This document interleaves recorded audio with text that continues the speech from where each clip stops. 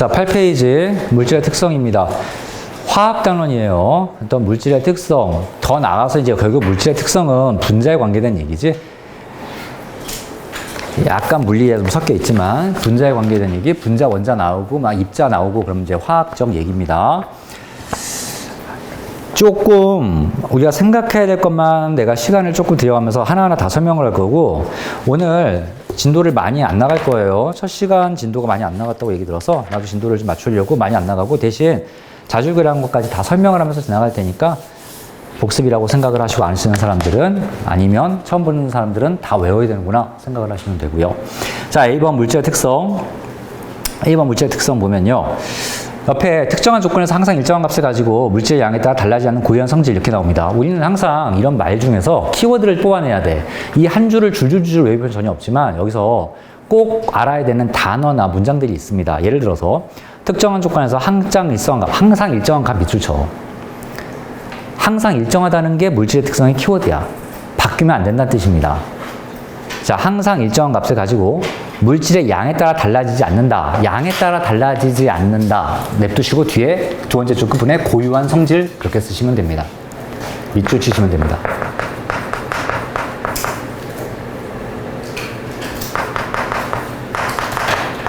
자, 우리가 밑줄을 어디다 쳤냐면요. 항상 일정하다.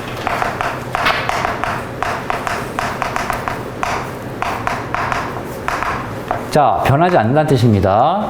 변하면 우리가 그 물질의 성질이라고 얘기를 못해. 물질의 성질은 결국 우리가 어디다 써먹냐면 물질을 구분할 때 써먹잖아. 그러니까 뭔가 자꾸 변하면 우리가 그 물질을 구분하는데 써먹을 수 없는 성질이 되니까 항상 일정해야 됩니다. 고유한 성질이라는 말. 그래서 다른 말로 고유한 성질 이런 말을 또 쓰지요. 이렇게. 그래서 이게 키워드야. 물질의 성질이라는 말의 키워드. 항상 문제에서는 이제 얘가 문제로 나오니까 얘를 좀 봐야 됩니다. 옆에 색깔, 맛, 냄새, 밀도, 용해도, 끓는 온도, 이 끓는 점에서 이 점이 과학에서는 온도야. 온도. 야, 끓는 점이 영어로 뭔지 아는 사람 있냐? 내 옛날에도 한번 니네들이 있을 때 물어봤던 것 같은데. 그때 막 물질 상태 변화하고 막 그랬었잖아. 끓는 점, 어느 점 나오고. 어느 점. 어느 점이 온도야. 그 다음에 녹는 점 하나 더 있죠. 녹는 점 됐고요. 이슬 점이 나중에 배울 겁니다. 배운 사람도 있죠. 이슬 점. 온도예요, 온도. 이슬이 맺히기 시작하는 온도. 야, 이 끓는 점이 영어로 뭔지 알아? 혹시? 아, 쉬워서 물어보는 거고, 내가 이거는 과학, 뭐 그냥 상식이에요. 이 점 때문에 내가 하려고 그러는 거야, 점. 영어로 점이 뭐냐, 점. 포인트예요, 포인트. 아니, 온도라고 써놓고 포인트란 말이야, 이게. 웃긴 게. 온도가 영어로는 템퍼러처잖아. 템퍼러처 안 하고 포인트라고 그럽니다. 보일링 포인트예요. 끓는 점, 보일링 포인트. 어느 점, 아이싱 포인트, 이렇게. 그래서 이 포인트에서 점이라고 번역이 됐는데, 사실 요 지점에서 끓는다. 그 온도를 얘기하는 거야. 그래서 끓는 점, 온도, 어느 점, 어느 온도, 뭐 이런 것들입니다. 끓는 점, 어느 점은 물질의 고유한 성질이에요. 그건 알겠지만, 앞에 뭐라고 써있냐면 맛부터 써있나? 색깔부터 써있네. 색깔, 맛, 냄새 등. 자, 이렇게 뭔가 인간의 감각기관으로 느낄 수 있는 것도 물질의 성질입니다. 성질. 그래서 요거 얘는 밑줄 다 쳐놓으세요. 근데 밑줄도 좀 이왕이면 좀 이렇게 썼으면 좋겠어. 색깔만 이렇게 쭉 치지 마십시오. 색깔, 맛, 냄새. 이렇게 밑줄을 그냥 쭉 치면요, 구분이 잘 안 됩니다. 그래서 색깔 있는 펜으로 이렇게 냄새, 용해도. 용해도는 좀 이따 배우죠, 우리가. 아이고. 용해도, 끓는 점, 녹는 점, 뭐 이렇게 쭉 나오잖아. 밑줄. 근데 끊어가면서, 좀 이렇게 끊어가면서. 이렇게 밑줄을 쳐야 눈에 좀 들어올 거야. 밑줄을 한 색깔로 쫙 쳐놓으면 그냥 어디가 어딘지도 모르고 단어가 구분도 잘 안 되고 그냥 전체가 외워져야 되는 것 같고 문장 같고. 색깔만 냄새 저거 좀 잘 체크를 해놓으세요. 자, 동그라미 1번 밑에 보면요. 물질의 종류에 따라 다르다. 물질의 종류에 따라 다르다가 중요한 게 아니고요. 화살표 다음에 물질을 구분할 수 있다. 밑줄 치세요. 구분할 수 있다. 지난 예전 수업 시간에서 밑줄 친 거랑 중복되면 안 쳐도 되고요. 밑줄 안 쳤으면 그냥 다시 밑줄 치면 됩니다. 구분할 수 있습니다. 구분할 수 있는 게 무조건 물질의 성질이야. 구분할 수 있느냐 없느냐고 판단을 해야 돼. 그거 보면 알겠지만 색깔, 맛, 냄새 요 세 가지 정도는 구분할 수 있는 어떤 특징이 된다는 거죠. 예를 들어서 맛이 딱 그러니까 하얀 가루야. 색깔이 그냥 똑같이 하얘. 근데 딱 봐서 그냥 달면 설탕이고 짜면 소금이잖아. 짜다고 다 소금인가? 그건 아니야. 달다고 다 설탕인가? 그건 아니야. 하지만 적어도 소금, 설탕 둘 중에는 구분할 수 있는 어떤 성질이 되지요. 냄새도 마찬가지고요. 자, 다음 동그라미 2번. 같은 물질의 경우 물질의 양에 관계없이 일정하다. 뭐 이렇게 나옵니다. 밑에 뭐 질량 비교 뭐 나오는데요. 이건 넘어가고요. 오히려 중요한 게 오른쪽에 플러스 강의에 1번, 2번 질량과 부피입니다. 이런 것들.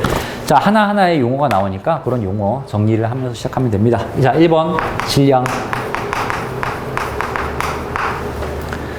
정의 볼게요. 장소나 상태에 따라 변하지 않는 물질 고유의 양이 질량이야.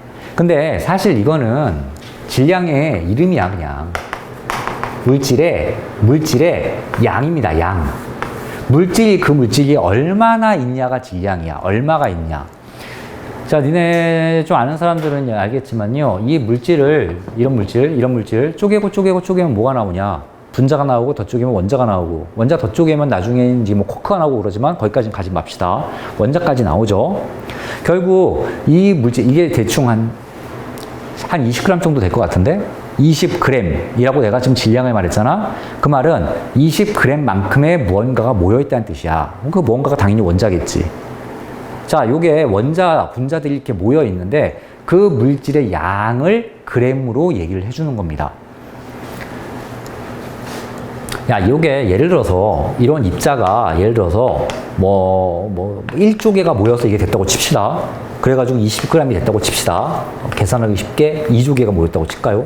이게 더 어렵나요? 20g이 됐다고 칩시다. 야, 그럼 이 입자 한 개의 질량은 얼마냐? 그러니까 이 원자. 분자도 아니고요. 원자. 분자도 괜찮지만 원자.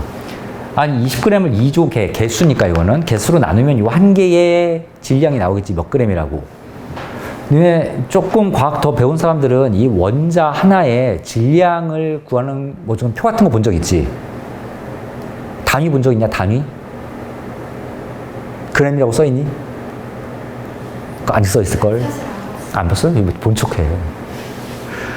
g이라고 안 써 있어요. 그러니까 g이 아닌 원자가 그냥 몇 개 모여 있느냐인데 이런 작은 색에서는 g이라고 안 붙이면 큰 색에서는 g이 붙어버려. 이거 조금 신기한 것 같은데 나만 신기한가? 뭐 그렇습니다. 어쨌든 물질의 고유한 양이에요. 따라서 이 물질의 양은 얘가 어디에 있든 변하지가 않는단 말이야. 이게 20g이면 이게 우주에 가도 20g이고 지하 깊이 가도 20g이고 화성에 가도 20g이고 목성에 가도 20g이고 그 양은 변하지가 않습니다. 단위가 밀리그램, 그램, 킬로그램 이렇게 나오는데요. 여기가 당연히 단위지. 다 밑줄 좀 치시고요. 킬로그램 동그라미 칩시다. 이게 기본 단위예요. 밀리그램과 그램은 킬로그램의 파생 단위야. 파생 단위. 혹시 단위의 접두어 공부했니? 과학 시간에 안 해주셨니? 접두어는 좀 해볼만 한데요. 그 원소기호도 해야 되지만. 그래서 이거야. 내 키가 얼마냐면요. 진짜 선생님 실제 키가 181cm야. 여기서 우리가 단위가 센티미터를 단위라고 보지. 하지만 진정한 길이의 단위는 미터입니다. 얘가 단위예요. 이게 길이의 단위야. 그럼 앞에 이게 C가 뭐야? C라고 안 읽지? 센치라고 하잖아. 이 센치는 뭐야? 접두어야. 어떤 접두어야? 그러니까 사실은 이것만 단위이기 때문에 원래 과학에서는 이렇게 말해야 돼. 1.81m. 이렇게 말해야 돼. 미터만 써야 되는 거니까. 근데 사실 이렇게 좀 불편하기도 하고 일상생활에서 이 센치를 붙인단 말이지. 센치는 뭐야? 100분의 1을 의미합니다. 100분의 1.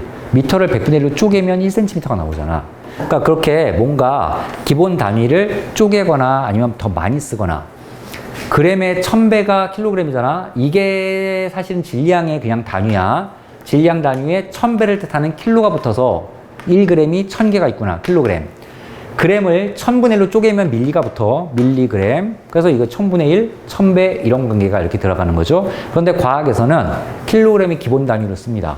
아무것도 얘기를 안 하면 그냥 킬로그램을 단위로 써야 돼. 그래서 킬로그램을 동그라미 치시면 됩니다. 측정기구가 전자저울 뭐 이렇게 나오는데요.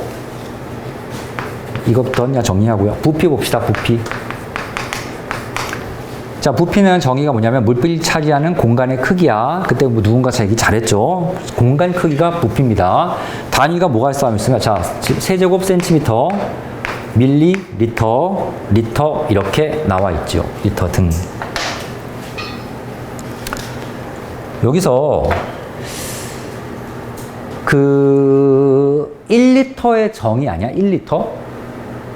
1리터의 양이 대충 얼마 정도 되는지는 알지? 대충 요게 만약에 물병이라면 요건 1리터 정도 될 것 같아. 요게 만약에 물병이라면 요 정도 부피가 1리터의 부피란 말이야. 그럼 요 1리터의 부피의 정의 요 정도. 요게 한 1리터쯤 되겠다. 1리터쯤 부피가 되겠다. 1리터가 뭐냐면 10cm, 10cm, 10cm 곱해지는 게 1리터거든. 1리터.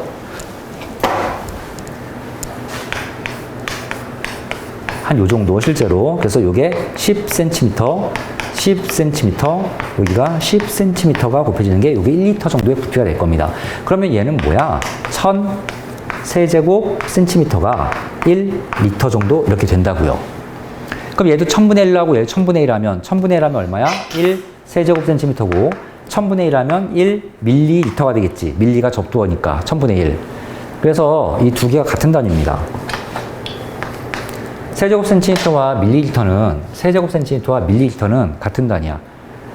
근데 이렇게 쓰는 게 이 리터가 이제 실생활에서 많이 쓰는 부피가 되기 때문에 이렇게 숫자 커지는 것보다는 이렇게 쓰는 게 좋겠다 해가지고 1000 세제곱 센티미터를 1리터로 새롭게 이렇게 정의를 했죠. 이렇게.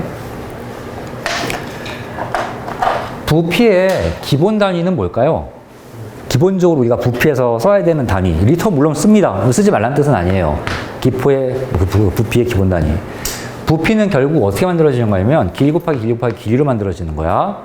길이의 기본 단위는 뭐니? 센티미터가 아니지. 아까 잠깐 얘기했잖아. 미터가 기본 단위야. 미터 곱한 세제곱 미터가 부피의 기본 단위입니다. 과학에서 웬만하면 세제곱미터 써야 됩니다. 웬만하면. 근데 물론 세제곱미터는 되게 큰 부피야. 1m, 1m, 1m 올라와야 되니까 이 정도 부피가 1세제곱미터란 말이야. 그러니까 이거보다는 좀 작게 많이 쓰니까 일상생활에서는 좀 적당하지 않을 수도 있죠. 그렇습니다. 무게가 없는데요. 참고로 질량에 맨날 이렇게 대비되는 게 이게 무게죠, 무게. 무게는 뭔가요? 자, 지구에서의 무게, 화성에서의 무게, 달에서의 무게가 다 다르기 때문에 지구가 그 물체를 당기는 힘이 무게죠, 힘. 결국 뭡니까? 힘이 무게야. 힘의 단위가 뭐야? 힘의 단위? 뉴턴이죠. 그래서 무게는 뉴턴으로 얘기를 합니다. 이게 기본 단위예요, 과학에서. 자, 그런데 이렇게도 많이 쓰죠. 그 질량을 지구가 얼만큼 당기느냐, 지구의 중력에 곱해서 킬로그램 중 또는 킬로그램 폴스, 지구가 잡아당기는 힘이라고 해서 이런 것들을 또 무게 단위로 쓰기도 하지. 자, 뭐 이렇게 이런 것들 참고로 보시면 되고요. 밀도로 들어가 봅시다. 1번 밀도. 앞부분은 쉬우니까 그냥 쭉쭉 넘어가고요. 뒷부분 용해도 뭐 그것도 뭐 별거 아니지. 오히려 지금 니네가 했던 그 원소 기호가 좀 설명할 것도 많고 하기는 할 거예요. 야, 원소 기호 배울 때 혹시 원자의 구조도 배웠니? 그건 안 배우고 이온은 배웠지. 그러면 이온은 되게 들어있던 것 같은데. 그럼 이온은 어떻게 배웠어?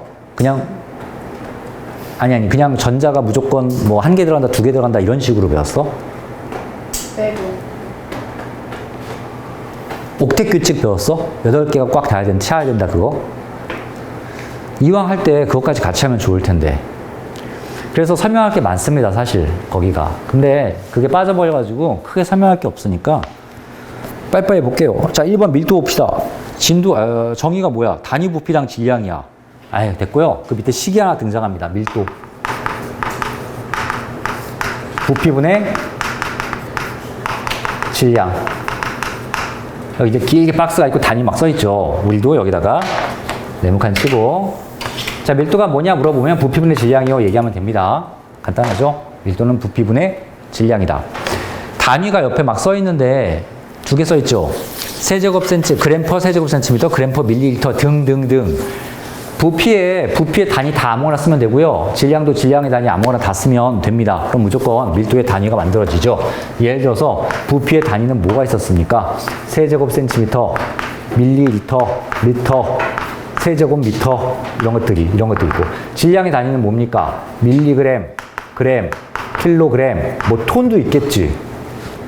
1000kg이 1톤이니까 뭐 이런 것도 있겠지. 어떻게든 만나면 그냥 무조건 밀도 단위가 됩니다. 이렇게 만나도 밀리그램 퍼 세제곱센티미터도 밀도고요. 이렇게 만나도 밀리그램 퍼 밀리리터, 이렇게 만나도 그램 퍼 세제곱센티미터, 그램 퍼 리터 등등등으로 무조건 분모에 단위가 들어가서 그냥 만나면 다 밀도의 단위가 되니까 참고로 보시고요. 자, 그 공식 밑에 1번이라고 되어 있는 1번에 읽어봅시다. 밀도는 물질의 종류에 따라 다르고 같은 물질의 경우 일정한 온도와 압력에서 양의 관계를 일정하므로 물질의 특성이다. 밀도가 가장 대표적인 물질의 특성입니다. 아시겠지요? 밑에 그래프가 하나 나옵니다. 또 그래프 보는 법, 또 과학적 마인드 뭐 이런 얘기나 좀 해봅시다. 야, 얘 토요일 원래 과학이지? 몇 시냐? 시간은? 2시. 2시? 그래도 좀 낮에 하네. 근데 왜 이 시간에 이렇게 늦은 거야? 야, 지금 원래 이거 일요일 이런 시간에는 좀 집에서 쉬어야 되는 시간 아니냐?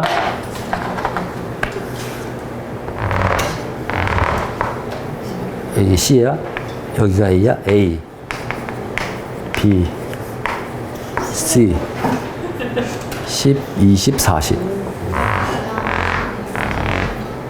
10, 20, 40. 됐죠? 부피.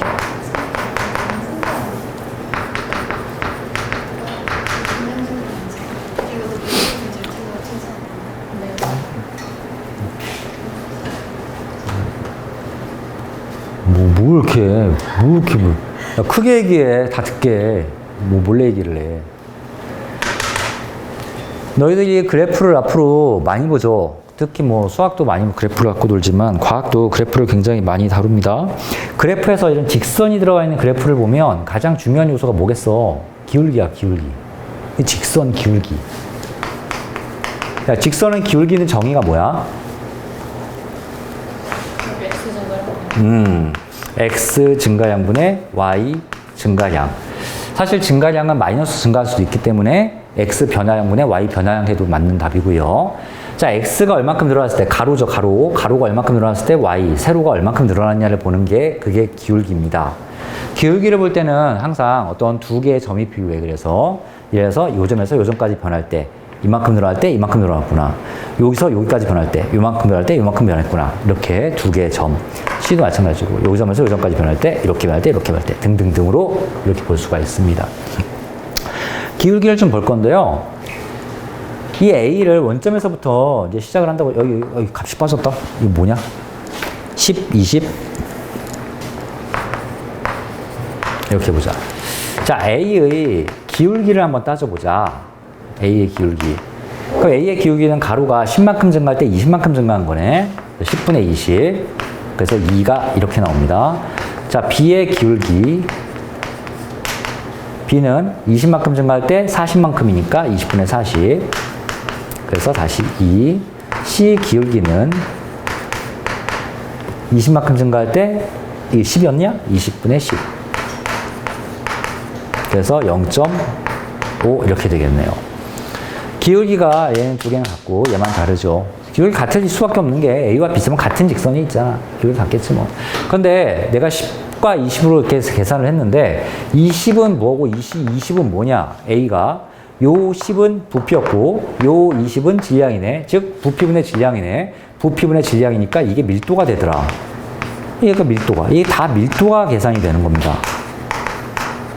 즉 A의 밀도가 2, B의 밀도가 2, C의 밀도가 0.5라는 거야. 자, 밀도가 같은 건 같은 물질입니다. 왜? 밀도는 물질의 성질이거든. 그래서 A와 B는 같고요. B와 C는 서로 다르구나. 얘가 다른 물질이라는 걸 뽑아내는 거죠. 자, 직선에서는 무조건 기울기 또는 기울기의 역수가 의미를 가져. 기울기와 기울기의 역수. 그리고 그 그래프의 아래쪽의 넓이 이런 것도 나중에 좀 따져봐야 됩니다. 가장 중요한 기울기부터 이렇게 살펴보는 이런 작업 해봐야 됩니다. 자, 밑에 이제 이 그래프가 이런 거 나왔었잖아. 그 밑에 동그라미 2번. 밀도가 작은 물질은 밀도가 큰 물질 위에 뜬다. 뭐 둥둥 뜨는 건 밀도가 작은 거고 이 아래쪽 가라앉는 건 밀도가 큰 거고. 우리가 밀도와 무게는 질량은 좀 달라. 질량과 무게는 또 다르고. 그런데 같은 부피에서는 부피가 그러니까 일정하다고 치면 분모가 일정해지는 거잖아. 그러면 그냥 질량이 큰 게 밀도가 큰 거야. 서로 비례 관계니까. 그래서 그냥 밀도가 크면 그냥 질량이 크다 생각하면 되는데 또 질량과 무게가 비례해줘. 질량이 크면 무게가 큽니다. 왜냐하면 무게가 뉴턴인데 킬로그램에 9.8만 곱하면 뉴턴이 나오잖아. 그러니까 또 질량과 무게는 비례해. 정비례. 아, 밀도가 커지면 질량도 정비례로 증가하는데 질량과 또 증가하면 이 무게도 정비례로 증가한단 말이야. 그래서 그냥 무거운 게 밀도가 큰 거죠. 단위 부피가 같을 때는. 그냥 무거우면 밀도가 큰 거요. 그러면 밑으로 가라앉고요. 무거우면 가라앉잖아요. 가벼우면 떠오르잖아요. 밀도가 작은 게 뜨고요. 밀도가 큰 게 가라앉는 게 원래 그냥 왠지 직관적인 그냥 내용 같습니다. 별로 그냥 중요한 얘기도 아니죠. 거기 보면 밀도가 식용유, 플라스틱, 물 이렇게 나옵니다. 플라스틱은 조금 그렇다 치고 식용유가 물보다 밀도가 작아. 식용유가 물이 밀도가 1이라면 물에 대한 밀도를 물에 비교하는 밀도를 비중이라고 그러지. 이 식용유의 밀도는 물이 1이라고 그러면 식용유는 한 0.7 이 정도밖에 안 된단 말이야. 그래서 물 위에 기름이 둥둥 뜨지. 그 사이에 플라스틱이 밀도가 이렇게 차지한다고 합니다. 그래서 이제 이론상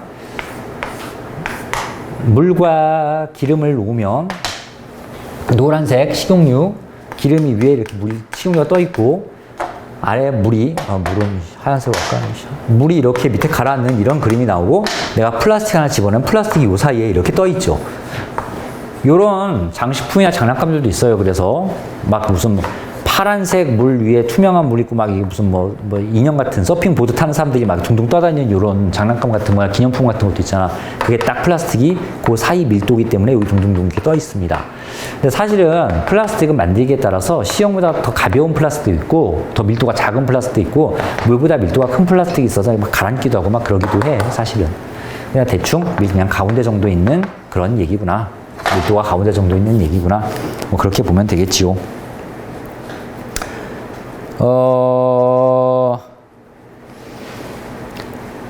오른쪽에 플러스 강의에 5번에 보면요. 여러 가지 물질의 밀도가 나옵니다. 여러 가지 물질의 밀도. 거기 보면 물을 1이라고 봅니다. 물 기준이기 때문에. 거기 밑에 물을 뭐라고 써있냐면 사도시라고 써있어. 왜 사도시라고 써있냐? 왜 하필이면 물은 온도를 알려주냐? 이렇게.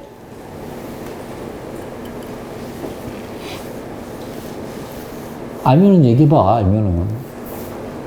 물은 온도가 자유분방. 그러면 야, 철은 뭐 10도짜리 철, 100도짜리 철, 뭐 없을까, 이런 거? 자유분방하지 않을까? 물은 4도일 때가 밀도가 가장 커. 4도일 때.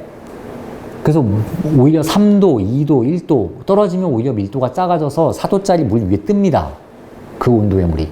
또 5도, 6도, 7도 되는 4도보다 넘어가는 물도 4도짜리 물보다 밀도가 커지기 때문에 그 위에 떠. 가장 밑에 가라앉는 물의 온도가 4도야. 4도가 밀도가 가장 크기 때문에. 그리고 그 4도짜리 물의 밀도. 그래서 그냥 기준으로 그걸 잡는 겁니다. 밀도가 변합니다. 막 물이. 가장 클 때 기준으로 우리가 보는 거예요.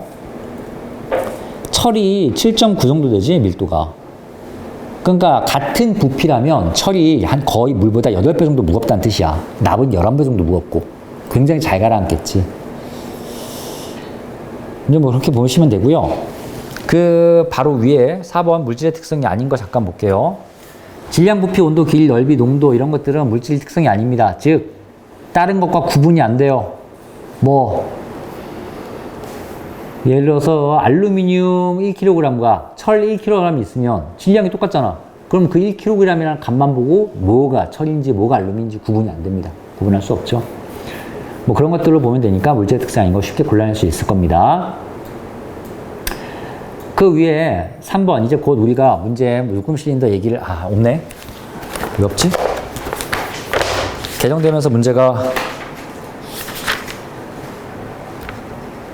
뒤에 한 문제만 나오네요. 바뀌었네요. 이거 참고로 그냥 플러스 강의 3번 잠깐 볼게요. 눈금 실내에 물을 이렇게 쭉 채우잖아. 그럼 물이 이쁘게 이렇게 평면에 이렇게 이루고 있진 않아. 표면 장력 때문에 물이 약간 모양이 변합니다. 자, 지금 요 그림처럼 물이 표면 장력 때문에 이렇게 벽에 붙어요. 약간 이렇게 벽에 이렇게 붙습니다. 그럼 눈금은 어디를 읽어줘야 되냐? 가장 낮은 면을 읽어줘야 돼. 여기. 요 면이 눈금의 기준 선입니다. 그런데 이거는 그런데 예를 들어서 다른 액체, 대표적으로 수은 같은 액체를 눈금실에다 넣으면요, 수음은 가운데가 볼록하게 올라옵니다. 이렇게. 그럼 당연히 얘도 어느 눈금을 읽어줘야겠어? 가장 위에 볼록한 부분에 요 면에 요 눈금을 읽어줘야 돼. 요 끝에는 아닙니다. 자, 눈금을 읽어줘야 되는데 예를 들어서 여기가 얘야, 여기가 3이고 여기가 딱 4야, 여기가 딱 5야. 그러면 눈금이 얼마야? 딱 4겠지. 밀리리터. 단위가 밀리리터. 3밀리리터, 4밀리리터, 5밀리리터. 딱 4밀리리터로 얘기하면 되는 거지. 야, 그런데 여기가 3인데 한 요쯤이 4야. 이렇게. 눈금이 없어, 여기에. 그럼 어떻게 합니까? 써있는 눈금을 내가 눈대중으로 10등분을 합니다. 이 그림 그대로 하면 3과 4 중에 반보다 조금 올라간 것 같지 않냐? 대충 3.6이라고 합시다. 그래서 3과 10분의 6 정도 약간 올라갔다. 이 정도로 해가지고 눈금을 10등분, 써있는 눈금을 10등분해서 어림잡아 읽어줍니다. 뭐 그렇게 하면 주시면 되고요. 다시 본문으로 와서 요거 식용유 플라스틱 물 써있는 거 그 밑에 3번, 동그라미 3번 보이죠? 동그라미 3번 읽어볼게요. 고체와 액체는 온도와 압력을 영향을 크게 받지 않지만 기체는 온도와 압력의 영향을 크게 받는다. 그래서 기체는 밀도를 온도 압력을 함께 표시한다. 참고로 그냥 이건 뭐 알아두세요. 자, 기체는 니네 그 1학년 때 바로 그거 배웠었지? 부피가 막 변합니다. 압력에 따라서 온도에 따라서 막 변합니다. 보일 법칙, 사례 법칙 있었잖아. 그래서 압력이 커지면요, 오히려 부피는 작아지죠. 온도가 올라가면요, 또 부피는 또 증가합니다. 이런 식으로. 그래서 얘네들이 서로 막 따로 또 같이 막 놀기 때문에 기체의 부피를 얘기할 때는 압력과 온도가 중요하구나. 부피가 왜? 그러면 부피가 여기 들어가잖아. 질량은 온도나 압력에 영향을 안 받지만 기체의 부피는 온도, 압력에 영향을 받기 때문에 기체의 부피를 얘기할 때도 온도와 압력을 써야 되고, 그래서 기체의 밀도를 얘기할 때도 얘 때문에 온도와 압력을 적어줘야 됩니다. 써야 돼요. 참고로 이렇게 보시면 되고요. 밑에 2번 읽고 넘어가겠습니다. 밀도에 관련된 현상. 1번, 구명조끼 입으면 물보다 밀도가 작아져 물에 가라앉지 않는다. 뭐 이렇게 나오고요. 니네 물에 수영할 줄 아나? 수영하면은 물에 잘 뜨지. 그러니까 구명조끼 안 입어도 뜨기는 뜨지, 일단은. 그러면 이 인간의 몸이라는 게 물보다 밀도가 크다는 얘기야, 작다는 얘기야? 작죠. 0.93인가 94인가? 조금 작더라고요. 근데 며칠 전에 선생님학원에서 수업을 하는데 어떤 남학생이 자기 음성 부력이래. 또 어디서 들은 말이 있어가지고. 어디서 들었냐고 했더니 수영장 갔더니 수영 강사님이 자기한테 그랬대. 물에 안 뜬대, 자기는. 가라앉는데. 가라앉는 사람이 있어요? 있어요? 기본적으로 안 가라앉습니다, 사람이. 물에 빠져도요, 가만히만 있으면 뜨고요. 폐에 물이 들어가면 가라앉아. 니네가 물에 빠져 죽는 이유는 숨 쉬려고 허덕대고 지치고 하다가 폐에 물이 차서 죽는 겁니다. 폐에 물이 차서. 물을 먹고, 위에 물이 차고. 자, 2번. 잠수구가 물속에 쉽게 들어갈수록 물보다 밀도가 큰 납을 허리에 찬다. 뭐, 이거 됐고. 비행선을 띄우기에 공기보다 밀도가 작은 헬륨 기체를 비행선다. 니네 원소기호 배웠으니까 하는 말인데요. 제일 가벼운 기체가 무슨 기체입니까? 원소기호 배울 때 안 배웠나? 제일 가벼운 기체. 가벼운 기체 뭐야? 헬륨. 헬륨이 가볍죠. 여기 써 있잖아요. 헬륨이 비행선 넣는다. 넣는데 헬륨은 두 번째로 가벼워요. 제일 가벼운 수소기체가 제일 가벼워요. 수소기체가 H2가 제일 가볍고요. 헬륨은 H2, He2가 아닙니다. 얘 혼자 단원자 분자여서. 근데 얘가 또 가벼워서 비행선을 더 잘 띄워. 근데 문제가 있죠. 얘는 불에 잘 붙습니다. 확 붙어서 많이 죽었어요, 예전에. 그래가지고 이제 얘 말고요. 이거 말고 요거를 넣어서 뭔가 띄우지. 놀이동산 가면 니네가 둥둥 뜨는 풍선 같은 거 가끔 어렸을 때는 산 본 적 있을 거야. 뭐 지금 다 커서 사지도 않겠지만. 둥둥 뜨는 풍선 안에 헬륨 기체가 많이 들어 있습니다. 수소 기체 넣어도 되는데요. 근데 문제는 야 헬륨을 어디서 만드는 거냐면 땅에서 캐는 거야. 석탄 캐듯이. 땅에서 석탄 캐듯이 사실 석탄이나 철광석이나 그런 거 캐다 보면 부생으로 나와. 부수적으로 나오는 걸 모아서 파는 거거든. 근데 이게 캐다가 헬륨가스가 칙칙 빠져나올 거 아니야. 빠져나오는 순간 우주로 날아가 버립니다. 둥둥 떠가지고. 지구에서 헬륨이 계속 없어지고 있어. 그래서 계속 만들 수가 없으니까. 풍선 같은 거 사지 말란 뜻이에요. 여러분들. 지구에 있는 헬륨이 점점 사라지고 있는데 헬륨은 굉장히 중요한 원소거든. 그거를 막 풍선 같은 데 넣는 건 좀 그런 것 같아. 4번. 가스 누출 경보에 설치할 때 공기보다 밀도가 작은 LNG의 경우 천장 쪽에 설치하고 밀도가 큰 LPG는 바닥 쪽에 설치한다. 니네 LNG, LPG는 아냐? LPG는 알아요. 어떻게 알아, LPG? LPG 충전소. LPG 충전소가 있죠. LPG 충전을 누가 해? 자동차 중에서 택시들이 많이 하지. 물론 가스 수용차도 거기다 충전을 합니다. 근데 주로 택시가 다 이제 가스로 움직이니까 그래요. 그래서 리퀴드 프로페인 가스고 LNG, 리퀴드 내추럴 천연가스, 내추럴 가스. 그래서 이게 공기가 밀도가 가운데쯤 있고요. 공기보다 가벼운 게 LNG, 공기보다 무거운 게 LPG 이렇게 됩니다. LPG는 그래서 통 같은 데 넣어서 팔기도 합니다. 어디 식당 같은 데 가면 니네 막 이렇게 회색 큰 통 막 이런 게 막 서 있기도 하고 막 그래요. 여기다가 뭐 LPG 막 이렇게 써 있고 이렇게 통에 담아서 팔기도 하는데요. 그 LPG. 이건 어쨌든 LPG는 공기보다 밀도가 크다. LNG는 공기보다 밀도가 작다. 그래서 만약에 경보기를 달려 그러면 LNG 경보기는 천장에 달고요. LPG 경보기는 바닥에 달아야 된다. 뭐 이런 거 가끔 나오지. 자, 넘어가시고요. 뭐 하나만 더 보고 옆에 문제 하나 풀어봅시다. 문제는 니네가 풀어야 되지 않냐? 왜 안 풀려 있지? 이거 문제 안 푸니? 니네는? 저희 이거 뒤에부터 배웠어요. 뒤에부터가 어디야? 저희 여기 안 배웠어요. 이거 안 배웠어? 어디 배웠어? 먼저 원소기호. 아니 원소기호 하고 그 다음에 아직 원소기호까지 못 봤어. 좀 이상한데 어제가 세 번째 시간 아니었냐 니네? 네. 첫 번째 시간에 뭐 배웠어? 원소기호만 배웠어요. 치킨. 두 번째 시간은? 원소기호? 하고 절반하고. 세 번째 시간도 원소. 나머지 절반하고 선생님 썰고 썰은 씨. 야 뭐야? 그러면 나는 뭐 어디까지 하는 얘기야? 뭐야 이게? 그러니까 오늘 다 같이 8시에 끝날 건데. 제 시험지 주시면 안 돼요? 제 시험? 아니요, 제 시험지요. 과학 시험지. 시험지를 해달라니. 네 시험지가 뭔데? 학교 시험지? 학교 시험 봤니? 뭐 학교 시험지는 뭘 말하려 달라니? 냈는데 안 주셨어요. 내가? 몰라요. 그러니까 내가 본 시험이 아니라 다른 시험지 말하는 거야? 아니요, 선생님 제일 짱 아니에요?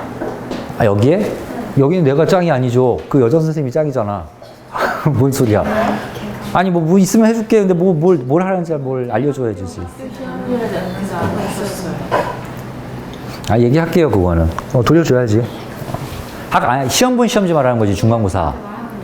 잘 봤니? 네. 몇 점이야? 100점. 점 다섯. 그래도 잘하고. 잘했어요. 아, 100점이면 뭐 받을 필요도 없잖아. 그냥 기증해. 이거 어디다 걸어달라 그래, 그냥. 제 방에 걸어놔. 아, 네 방에? 얘 백점 4개 있어요. 뭐가 몇 점인데? 저요? 어. 국어, 영어, 사회, 과학이요. 왜 수학에 빠졌니? 네? 왜 수학에 빠져, 왜? 실수. 하나 틀렸어? 네? 수학 하나 틀렸어? 네. 하나보다는 서술형이 있어요. 아니, 그러니까 서수형 하나 틀린 거야? 아니, 약간 그것도 아니야? 비슷해요. 아니, 서술형은 하나 틀리는. 뭐야. 잘했네요, 근데. 잘했어요. 야, 4개 100점이면 잘했지. 시험지는 하여튼 얘가 선생님이 얘기를 해볼게. 아니, 시험지도 시험지지만, 그럼 뭐야? 우리 뭘 해야 되는 거야? 몰라. 그냥 해. 자, 우리 1학년 때 요거는 좀 배웠죠? 이거, 에이씨. 자, 부피가 일반 물질과 물이 좀 다르게 변했죠? 일반 물질은, 고체, 액체, 기체 순으로 이렇게 좀 부피가 이렇게 바뀝니다. 그죠? 근데 이제 물은 좀 달랐죠? 액체보다 고체인 얼음이 이렇게 쓰면 아까 그냥 물 얼음 이렇게 쓸까? 이게 또 이렇게 쓰면 안 되죠, 그러니까 H2O라는 놈은. 왜냐면 물이라고 하면 액체 상태를 얘기하는 걸 거 아니야. 물이라고 하면 기체 상태를 얘기할 때는 수증기, 고체 상태를 얘기할 때는 얼음 이렇게 얘기하니까. 얼음이 이거 좋냐? 물이 오히려 더 밀도가 작고요. 부피가 더 커지죠. 이제 얼음이 부피가 커지고 수증기는 굉장히 커지고 똑같이. 이제 이런 특징이 있어서 얼음이 부피가 커집니다. 부피가 커지니까 밀도는 작아지죠. 밀도가 작아지니까 얼음이 물 위에 둥둥 뜨는 이런 현상이 발생을 하지. 자, 그래서 중학교 2학년 때 아니지. 니네는 아니죠. 옛날 니네 선배 중학교 애들이 뭘 배우냐면요. 바닷물에서 바닷물 깊이가 깊어질수록 수온이 어떻게 변하는지를 공부를 한단 말이야. 그럼 수온이 어떻게 변하냐면요. 처음에 바닷물이 깊어질수록 원래는 바닷물이 깊어지면 이렇게 온도가 낮아져야 돼. 이게 이제 온도예요. 온도가 낮아져야 돼. 이게 깊이고. 깊어질수록 온도가 쭉 낮아져야 돼. 왜 낮아져야 되냐면 이 태양 에너지가 침투를 못하니까. 태양 때문에 태양빛으로 데워지는 거잖아. 물이 뜨끈뜨끈하게. 근데 계속 낮아지는 이런 현상을 보여야 되는데 그러지 않고 일정합니다. 왜 그러냐면 그 바람이 섞어져요. 바람이 섞어져서 어쩐 일정하게 한 10m, 20m 정도까지는 계속 온도가 일정히 유지됩니다. 그러다가 더 이상 바람이 못 섞어주는데 가면 온도가 쭉 떨어지기 시작해. 근데 온도가 때려 떨어지다가 10도, 9, 8, 7, 6, 5, 4, 3까지 아니고 4도까지 떨어지면요. 밀도가 가장 클 때가 됩니다. 물 중에서도. 그럼 밀도가 가장 크니까, 어디 갔어? 크니까 가라앉아. 쫙 가라앉고 더 이상 온도가 변하지도 않습니다. 이게 4도예요. 4도. 바닷물은 아무리 차도 4도 이하의 물을 니네가 접하기가 힘들 거야. 물론 1도, 2도도 있죠. 1도, 2도는 그 위에 떠 있는 물이야, 오히려. 떠 있는 물. 근데 만약에 엄청나게 추운 북극이나 남극의 바닷물 재보면요. 사실 그거는 막 영하 5도, 10도까지 내려가기도 합니다. 물이 짜서 안 얼어, 대신. 근데 어쨌거나 더 깊이 내려가면요. 4도라고요, 오히려. 차갑지도 않습니다. 그래서 이제 이렇게 물은 아까 성질이 조금 신기하더라. 이런 거 참고로 보시면 되죠. 9페이지에 개념 쏙쏙 풀어보세요. 요거 풀고, 지금 딱 8시인데 요것만 풀고 가. 한 페이지까지만.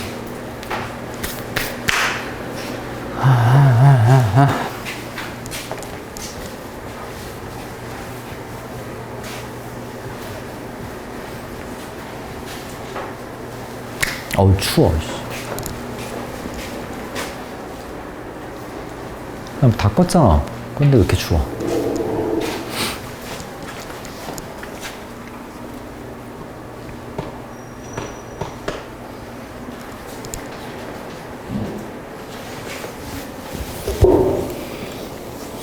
수학이 어려웠니, 근데?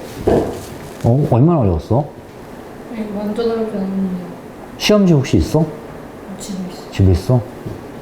저희 월급 있는 거 없어요. 진짜? 아니 그 수학 백점 있는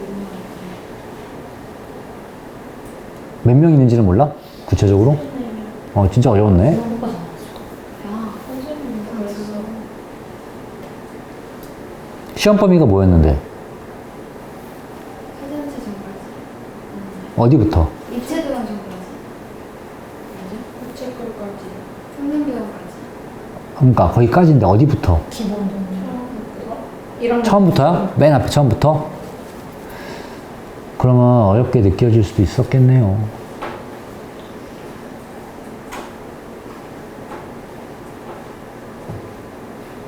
시험은 근데 사실 너무 쉬워도 재미가 없어. 약간 어려운 맛이 있어야 재밌지.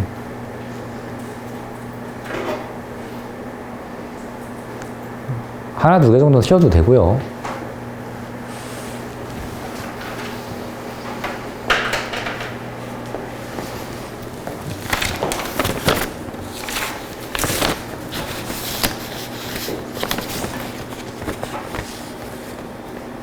자원자 이온은 뺐네. 아, 여기 있구나. 안 배웠는데 이제 배우. 어우, 잘 해놓으세요. 바륨, 코발트, 백금. 백금이 왜 이거야? 그렇지. BT지. 실려가지고. 오전.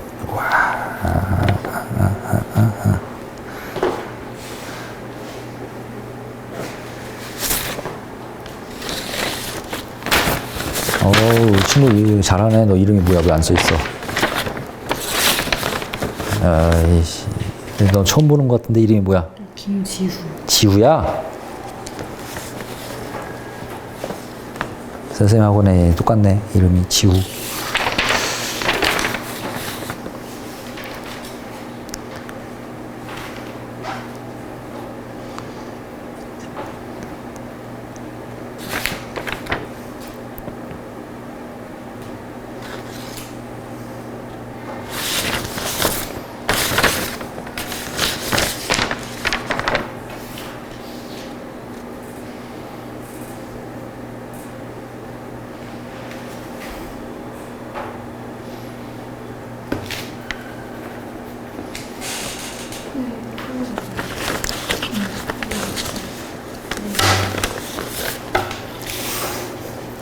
여러분 주기율표를 배웠다고 하니까 다들 여기 배운 것 같아서 하는 얘기인데, 주기율표는 1번, 2번, 3번, 4번 가로 순서로 외우라고 선생님이 하셨지.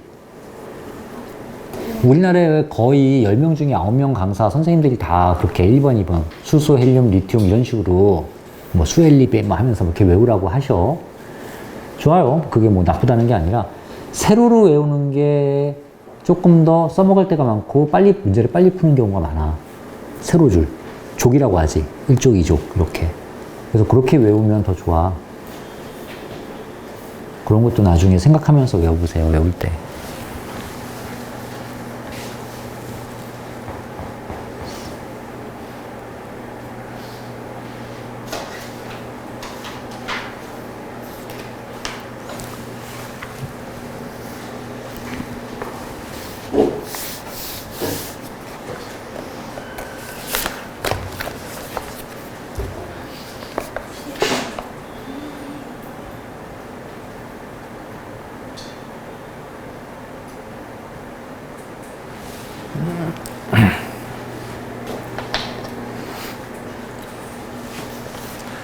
자, 이제 답 한번 맞춰봅시다.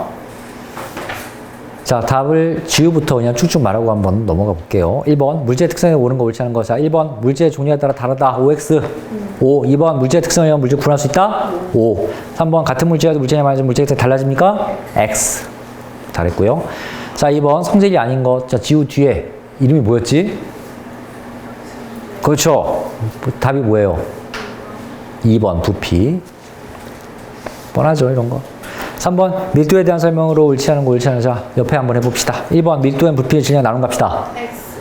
그냥 이거 한글 말이잖아, 그냥. X죠, 당연히. 2번, 밀도에 대한 이런 것들이다. 5. 3번, 두 물질의 부피가 같을 때 질량이 작수 밀도가 큽니까? X. 아주 간단한 그러니까 저거죠. 수학적 관계식만 얘기하는 거죠. 4번 질량이 20g인 도로 50m 무게 당긴 중에서 어떻게 불의 부피가 늘어났다 이렇게 밀도로 가세요. 니네 이거 부피 구하는 법 때문에 아까 이 눈금 실린더가 나오는 건데 어떤 부피는 어떻게 구하는지 알아? 부피? 부피 구하는 방법. 물에 집어넣습니다. 실제로. 예를 들어서 네 몸의 부피가 궁금할 때가 있잖아. 내 몸의 부피가 몇 세제곱센티미터냐. 그 물에 진짜 들어가. 내가 이렇게 물에 이렇게 풍덩 들어가면요. 올라가겠죠. 이렇게 올라가겠죠. 그래서 얼만큼 올라갔느냐로 부피를 따집니다. 실제로. 자, 그래서 넣었더니 물의 부피가 늘어서 60ml가 되었다. 밀도는 얼마입니까? 자, 그 뒤에 친구 얘기해 볼까요? 그렇지. 2g per 세제곱 센티미터. 이렇게 나오겠지요. 식은 40분의 10분의 21일 테니까 식은 10분의 20. 오케이. 자, 5번. A와 D의 밀도를 구하세요. 어이씨. 5번에 1번. 자, A의 밀도. 자, 우리 남학생. A의 밀도가 얼마야? 4g per 세제곱 센티미터. 자, B는? B가 아니네. D는? A와 D의 밀도 구하라 했잖아. 0.5g per 세제곱 센티미터. 오케이. 자, 2번이 뭐예요? 같은 물질로 예상되는 거를 골라보세요. 이건 뭐 같은 직선에 있는 거 얘기하면 되겠죠. 직선 쭉 가가지고 같은 직선에 있는 게 B와 E 아니겠냐? 두 개 골라면 끝나겠네요. 6번. 밀도를 나타낼 건데 밀도가 작을수록 위에 뜨고 무거울수록 밀도가 클수록 가라앉는 거니 제일 밑에 있는 게 가장 밀도가 클 테고요. 아니 작은 거 붙었을까? 보기 좋게 A, B, C 여기 뭐야? A, B, C, D잖아. A, B, C, D가 그냥 이렇게 쓰면 되겠고요. 7번 물질의 특성에서 헬륨을 채운 비강성이 위로 떠오른다. 아이 뭐 밀도겠지 뭐. 이게 밀도의 물질의 성질일 테니까요. 자, 잠깐 쉽시다.